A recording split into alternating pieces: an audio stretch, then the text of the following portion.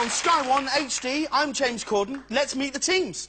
Joining Jamie Redknapp and comedian John Bishop in the red corner is a Southampton legend and one of the few professional footballers to come from the Channel Islands, which explains why, for the last 3 decades, he's been Guernsey's Sports Personality of the Year. It's Matt Le Tissier.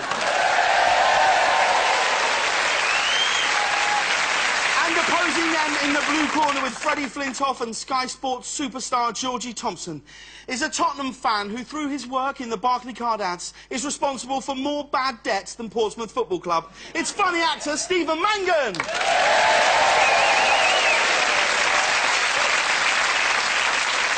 Right, let's crack on with round one. Like all of the questions on A League of Their Own, I'm going to ask the teams to rank 3 things in the right order. There's a point for each correct answer.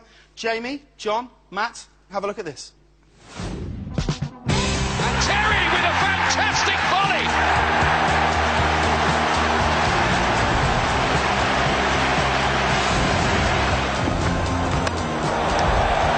He's 400 at Lord's. Great moment for Andrew Strauss.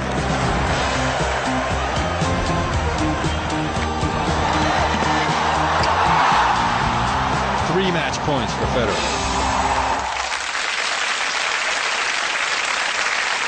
Lovely stuff. John Terry, Andrew Strauss and Roger Federer, 3 great sports stars. But what I want to know is which of them has the most match-day superstitions? Jamie's team, what do you think?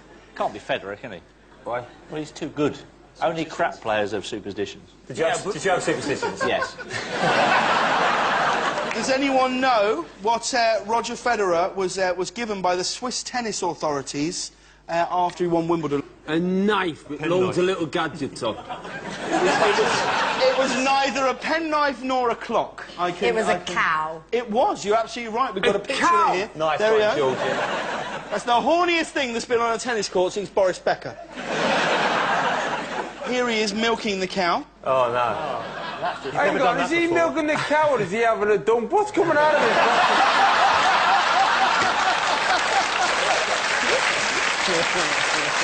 Federer said he was keen to learn how to milk the cow and make his own cheese. He's not the only sportsman who produces cheese. Have a look at this. We were searching.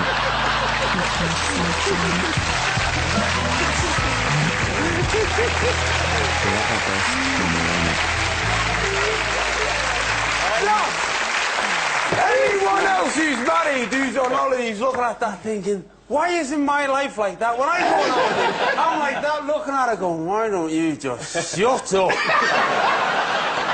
Let's move on to former England captain John Terry.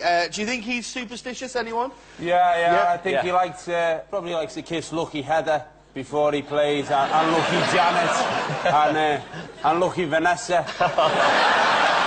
You can tell, even policemen are now scared of how sex-starved he is. Look, they're stood there protecting the nipples. Get him away.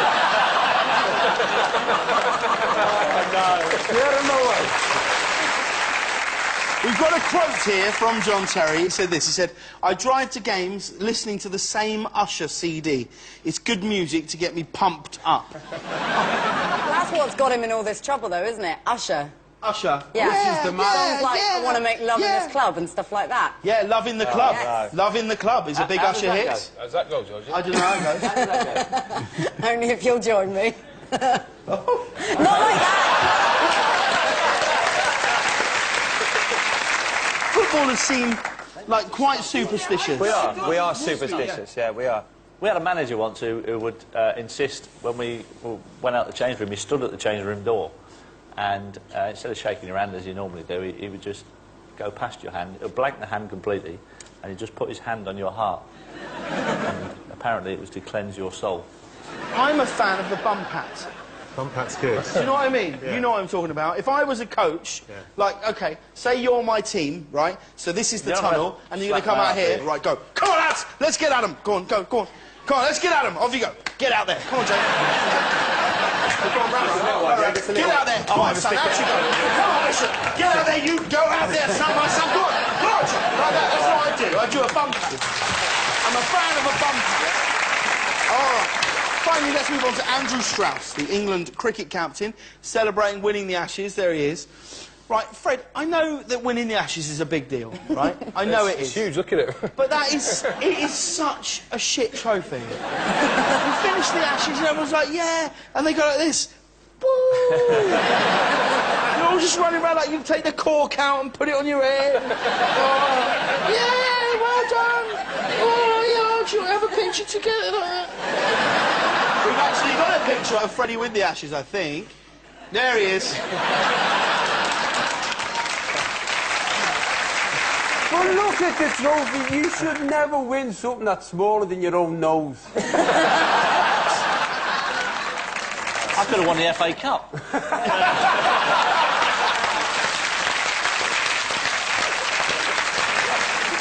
But I think footballers have got to be the most superstitious. Got to be, because, I mean, managers, the whole gamut. My dad, to be fair, is superstitious. Really? Yeah, unbelievable. He has the same shirt, tie, suit. If they've won, he wears it the next week. So after a game, if they've lost, and it looks like he's got the right up, you know, you see his face after it, it's not because he lost 3 points, it's because he's got to go out and buy new gear. Bloody hell, he must have been broke when he was at Southampton.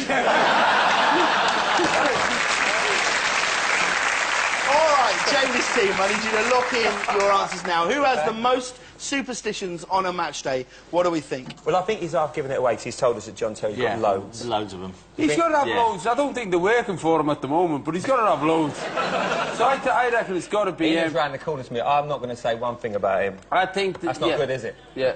That's not good that he lives round the corner.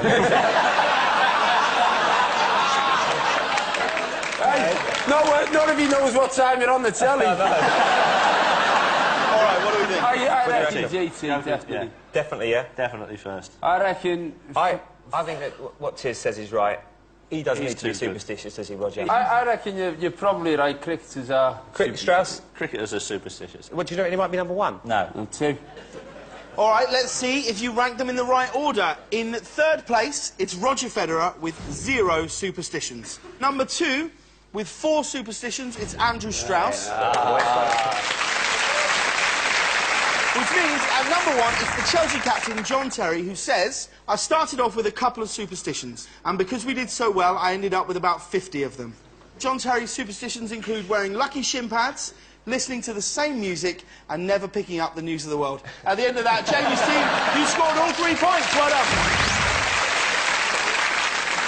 One of John Terry's superstitions is that he always uses the same parking space at Stamford Bridge.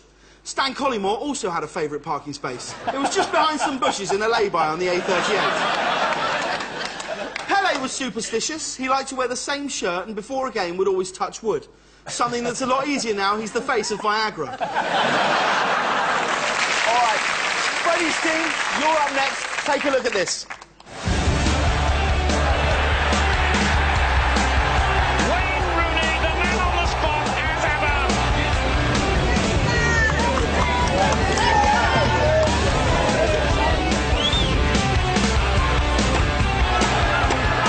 Exquisite return from Murray.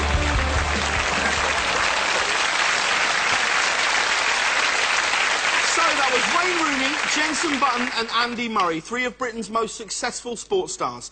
But I'd like you to rank them according to who took their driving test the most times. Georgie, Freddie, Stephen, what do you think? Jenson, I remember 11 years old.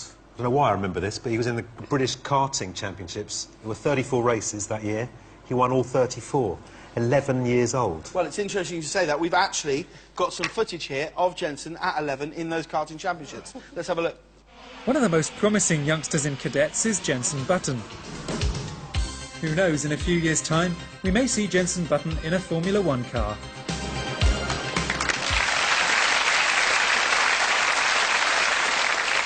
Who'd have thought that little boy would grow up to be a massive playboy and live in Monaco? In fact, he's such a playboy now that Jenson Button is a euphemism for clitoris. God!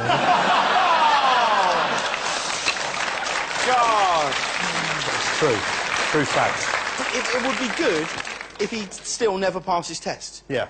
Or if he failed his written test. Yeah. So he can race F1, but he's got to sit with his dad. Yeah. Go on, Georgie. No, but I failed my first driving test because I got caught for speeding. On your test? Yeah, I was doing about 40 and a 30. and got stopped, got pulled over by the police. Got cautioned. Got cautioned. I would love to have been that coppers who pulled him over and said, excuse me, and the instructors sat there going, it's all right, mate, I've got this. You drive a bike, Fred, don't you? Yeah, I've got a couple of motorbikes. Yeah. Did my bike test. I'm not quite sure I should have passed it, actually. Within 2 minutes, I put my foot down, which is a complete no-no. So I've just thought I failed, but I'll give it a go. Got back to the test centre, he said, congratulations, Fred, you've passed. I says, have I? He was, yeah. He said, do you mind having a picture, you know, with a certificate? Let's have a look at Wayne Rooney. Here's Wayne with his first car. It's a Ford KA. Just how scout is that? Bet he doesn't drive one of those anymore. James, all these BAFTAs you're winning, what are you driving? What are you rolling in at the moment? Nothing special. You still got the scooter. Go on, then. What you got? It's a convertible. Ooh, what does it convert into? Sex machine. Yeah, it's a proper drug dealer's car. It's like, I sit over it, I don't want to pump, pump, pump, pump, pump, pump, pump, pump, it. Made my girlfriend wear a baseball cap in it. Is that the steering wheel or your girlfriend's head? When we get...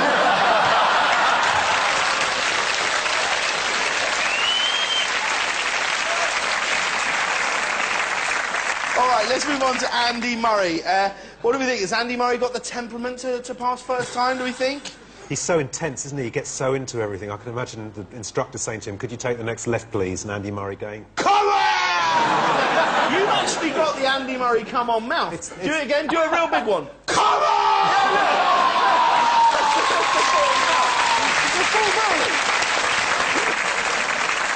Let's have you lock down your answers now, Freddie.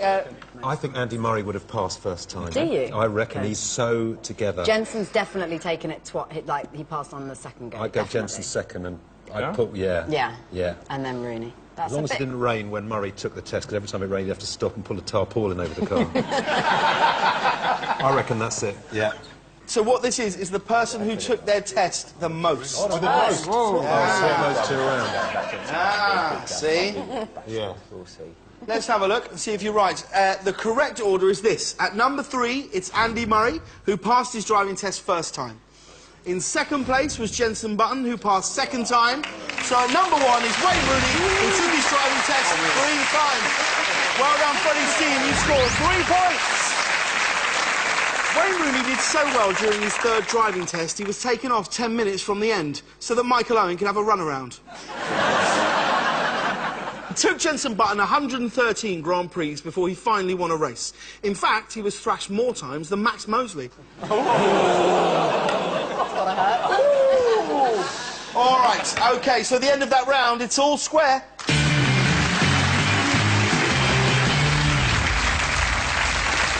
That's all for part 1, but we'll be back after the break when we'll also be finding out what happened when Bath took on London Irish. See you shortly.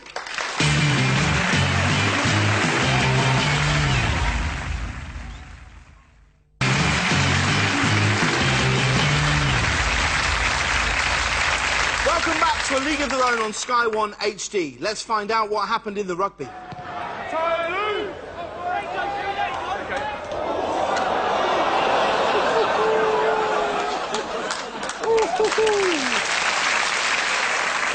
Our next round is called the Guest List, and this week it's all about this man.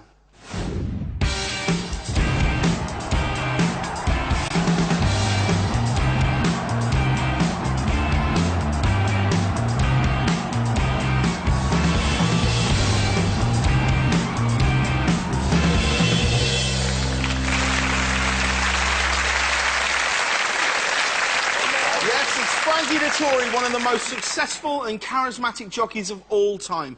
He once won all 7 races in the day at Ascot and is famous for his flying dismounts. We've asked Frankie, what are the 3 most annoying things that people say to a jockey?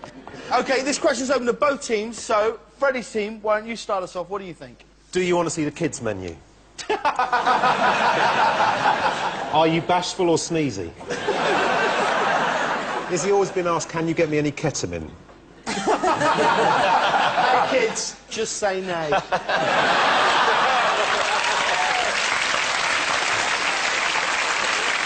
You're a mate of Frankie's, right, Georgie? Yeah, Frankie's lovely. I was at a race meeting where he was racing, and he went to do his flying dismount, as he always does after winning a race, and jumped straight onto Sheikh Mohammed's head.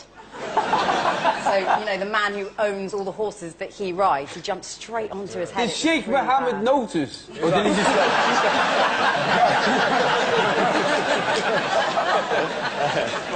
I wanted the race, I wanted the race. You've got a horse, Jamie, right? No, I haven't. You must have You have. footballers. I've seen you walking up and down the beach.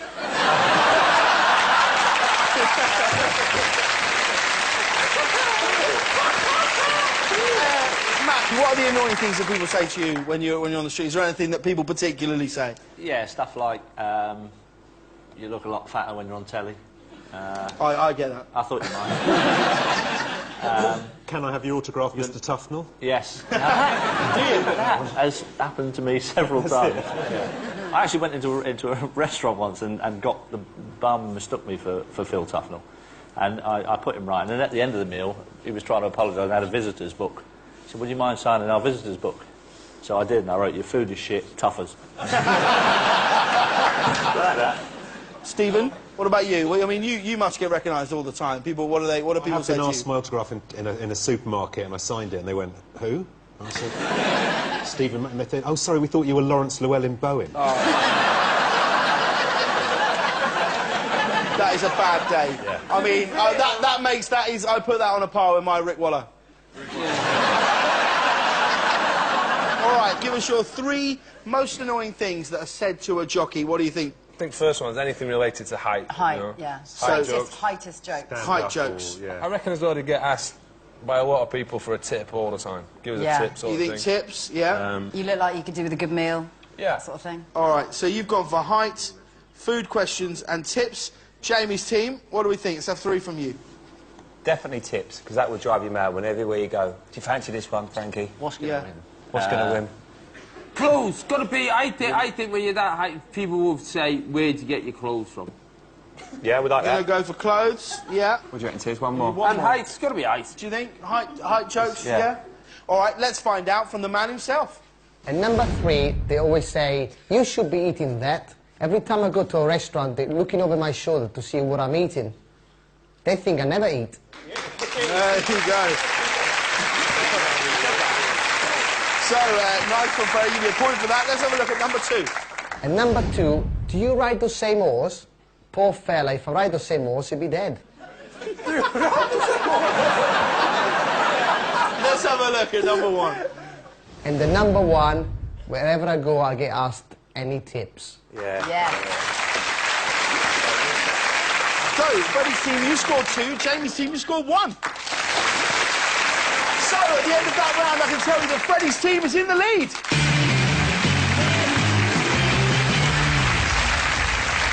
Our final round is a quick-fire round, but there's a twist. The time our teams get to answer will be determined by how long one of them can sustain a sporting challenge. This week, it's an FA Cup challenge, and all they have to do is hold the FA Cup at 90 degrees from their body for as long as they can. Ladies and gentlemen, please welcome the real FA Cup.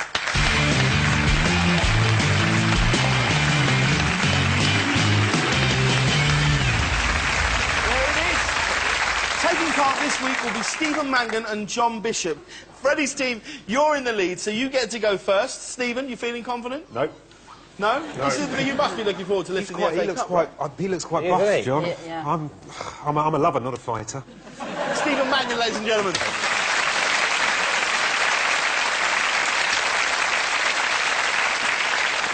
All right, Freddie, Georgie, your time will begin when Stephen has lifted the trophy to 90 degrees. Stephen, in your own time, here we go. Oh, Christ. Name 3 footballing rovers. Rafe, Tranmere.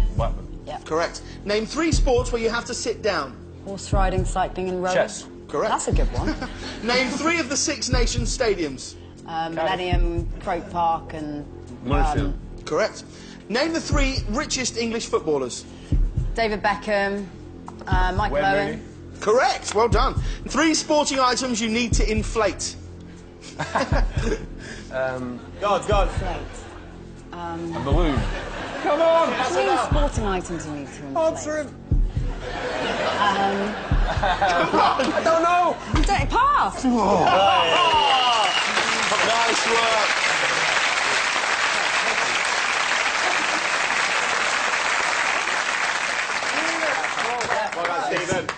You got Frankie Dettori in there. That is...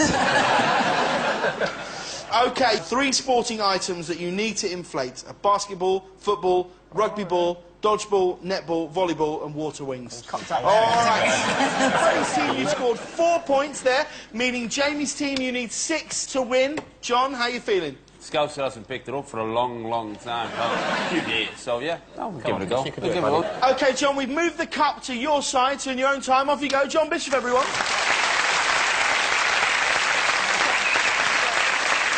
John, when you've got the cup at 90 degrees, your time will begin, OK? Matt, Jamie, best of luck. You need 6 points to win tonight. Name 3 of the teams to win the FA Cup this century. Manchester United. Chelsea. Correct. 3 English football teams who play in red and white stripes. Sunderland, Southampton, Exeter. Correct. It is. Name 3 sporting saints. St Mirren, St Johnstone and St Mirren. St Helens. Correct.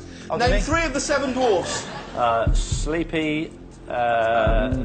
Dopey. Frankie. Sleepy, Dopey. Sneezy, correct. Name 3 of the F1 circuits. Brands Hatch. Oh, no, it's not anymore, is it? Hoffenheim. Brands Hatch. Silverstone. Silverstone. I'll give you that. 3 things that are named after Matt Le Tissier. Block of flats. Road. A pub and a sweet and St Mary's. Correct. 3 sports where you use a racket. Tennis, badminton. And squash. Correct. 3 of the prize jerseys in the Tour de France. Yellow jersey. The mountain... I ain't got a clue, really. I No, go on, Just give me 2, just give me 2 and I can pass. Give me 2 and I can pass. Give me 2 and I can move on. Say anything.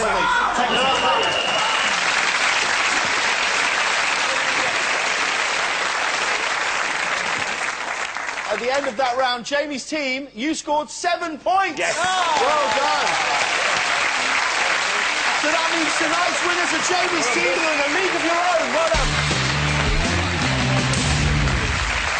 So thanks to Jamie, John and Matt, to Freddie, Georgie and Stephen, and a special thank you to Frankie Dettori.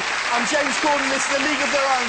Stay tuned for Glenn Martin. Until next time, good night. If you're a Sky customer and would like more information on how not to miss the next series of A League of Their Own, go to sky.com/nevermiss.